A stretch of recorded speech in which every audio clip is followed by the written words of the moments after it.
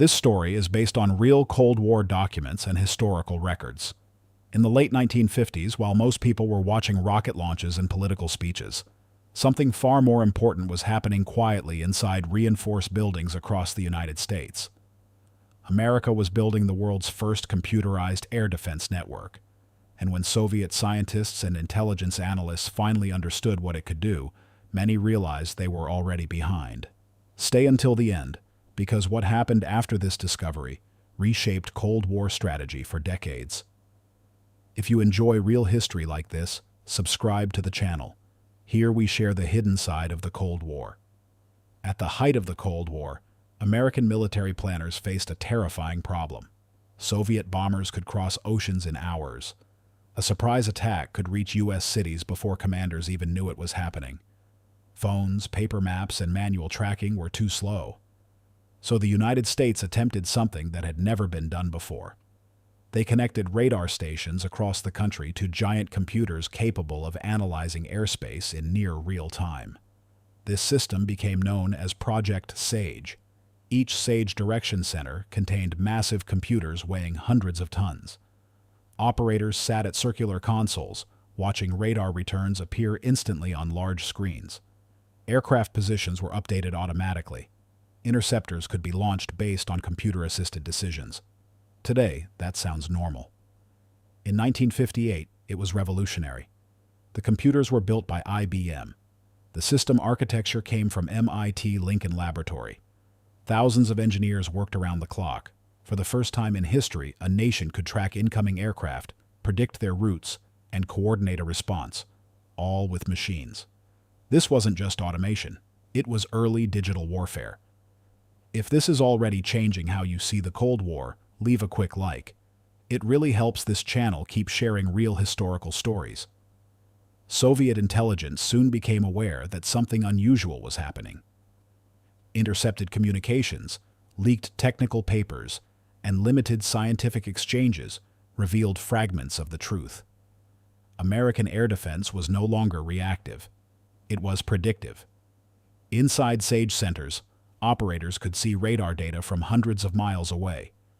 The system calculated interception paths and suggested responses within seconds.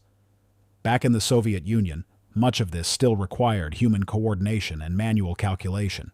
Engineers reviewing intelligence reports understood the implication immediately. The United States had turned information into a weapon. Internal Soviet assessments warned that matching this level of integration would take years. Entire research programs were reorganized. New computing institutes were created. Military doctrine began shifting toward automation and centralized command. SAGE forced the Soviet Union to accelerate its own digital and aerospace projects. Not because of propaganda, because of reality. Modern war was no longer just about aircraft or missiles. It was about systems, about speed, about who could see first, who could decide first. Decades later, declassified documents confirmed how deeply SAGE influenced Cold War planning on both sides. It never fired a shot, but it changed everything. The world never saw this on the evening news. No headlines announced it, no speeches explained it, just quiet rooms filled with computers, and strategists realizing warfare had entered a new era. Sometimes history doesn't change with explosions. Sometimes it changes when someone understands they are no longer ahead. If this story made you think, comment what surprised you most, and subscribe for more real Cold War history. And that realization didn't stay inside those rooms. It spread quietly through intelligence briefings, classified reports, and closed-door meetings. Inside the Pentagon, planners began to understand something unsettling. SAGE wasn't just a defensive system. It was a blueprint for the future of warfare. For the first time, machines were helping humans decide life or death outcomes. Radar signals flowed into computers. Computers produced recommendations. Humans approved actions. The loop between detection and response had been compressed from hours to minutes, sometimes seconds. This changed everything.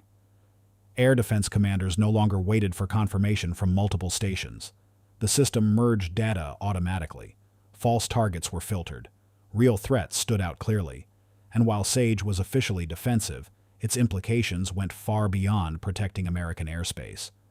It proved that information dominance was possible, that whoever controlled data flows would control the battlefield. Soviet analysts studying fragmented intelligence understood this deeply. Their internal documents warned that the United States had created a centralized nervous system for national defense. One report described SAGE as a mechanical brain guiding military reaction. Another warned that future wars would be decided before bombs ever fell. This triggered a massive shift inside the Soviet Union.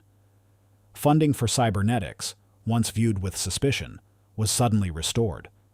Entire research institutes were reorganized. Young engineers were redirected from traditional industries into computing and automation. The Soviet military began developing its own networked command concepts, though always years behind. Not because they lacked talent, but because SAGE had been built with resources few nations could match. Thousands of kilometers of cables, dozens of radar sites, custom-built computers, entire buildings designed around machines. At its peak, SAGE employed tens of thousands of people, operators, programmers, engineers, maintenance crews, all working in rotating shifts 24 hours a day. And most Americans had no idea it even existed. If you're still watching, you're already seeing a side of history that rarely gets told. And that's exactly why subscribing helps keep these stories alive. What made SAGE even more remarkable was its reliability. Despite being built with vacuum tubes and early electronics, the system achieved uptime levels that shocked engineers. Failures were anticipated. Backup systems were embedded everywhere. Technicians could swap components without shutting the network down. This philosophy, resilience through redundancy, would later become standard in modern computing. But SAGE pioneered it. The system also trained a generation of programmers. Many of the people who worked on SAGE later helped create commercial computing, air traffic control systems, and early networking concepts. In a quiet way, SAGE shaped civilian technology too. But its psychological impact on the Cold War was just as powerful. Soviet planners now had to assume that American defenses could see incoming aircraft long before they reached targets. That interception decisions could be calculated faster than human reaction. That surprise attacks were becoming harder. This forced changes in bomber routes, changes in missile strategy, changes in doctrine. Suddenly, deterrence depended not just on weapons, but on sensors and software. Years later, satellite systems would take over much of SAGE's role. Then digital networks, then modern integrated defense platforms. But SAGE was the ancestor of them all. It showed what was possible when computing met military planning, and it quietly ended the age of purely human-driven warfare. There was no parade for SAGE, no victory speech. Just a slow, invisible transformation of global strategy. Sometimes history doesn't announce itself. Sometimes it hums softly behind glowing screens, and by the time the world notices, everything has already changed. If this deeper part of the story surprised you, leave a comment. What stood out the most for you? And subscribe if you want to follow more real Cold War stories like this, because the next chapter only gets more intense.